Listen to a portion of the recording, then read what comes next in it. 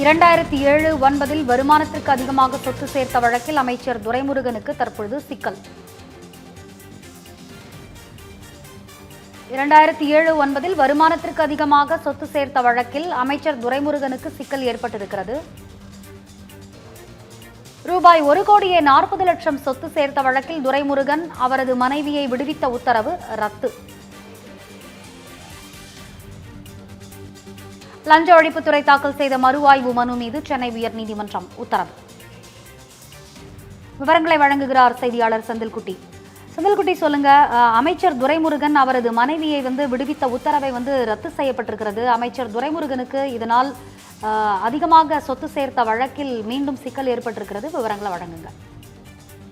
கடந்த 2006-11 ஆண்டுகள்ல திமுக ஆட்சி காலத்துல பொதுப்பணித்துறை அமைச்சராக பதவி வகித்த அமைச்சர் துரைமுருகன் 2007-2009 ஆண்டு கால கட்டத்துல வருமானத்துக்கு அதிகமாக 1,40,00,000 ரூபாய் சொத்துக்கள் சேர்த்ததாக கடந்த 2011 ஆண்டு லஞ்ச ஒழிப்புத்துறை வழக்கு பதிவு செய்திருந்தது.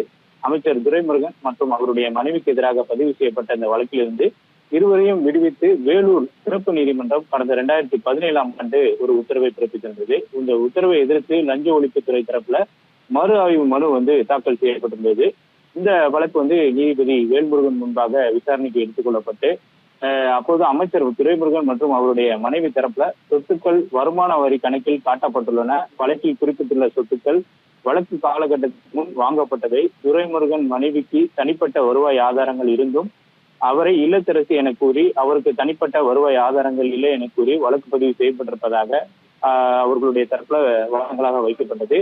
ஆவண ஆதாரங்களை சுட்டிக்காட்டி இருவரையும் வழக்கிலிருந்து விடுவித்திருப்பதாக வாதங்களும் ஏற்கனவே சிறப்பு நீதிமன்றம் விடுவித்திருப்பதாக வாதங்கள் வைக்கப்பட்டது.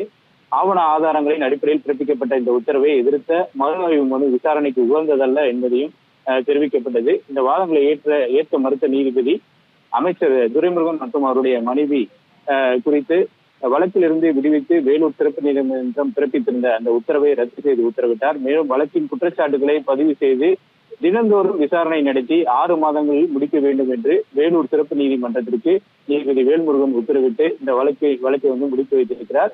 இதே போல மற்றொரு வழக்கில் நேற்றும் இதே உத்தரவு பிறப்பிக்கப்பட்டிருக்கிறது.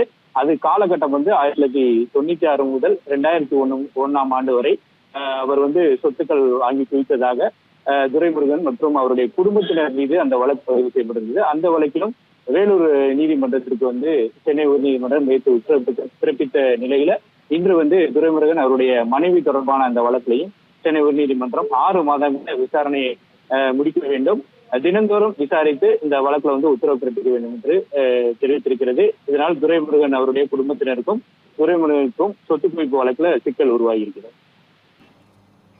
விவரங்களை வழங்கியமைக்கு நன்றி செந்தில்குட்டி.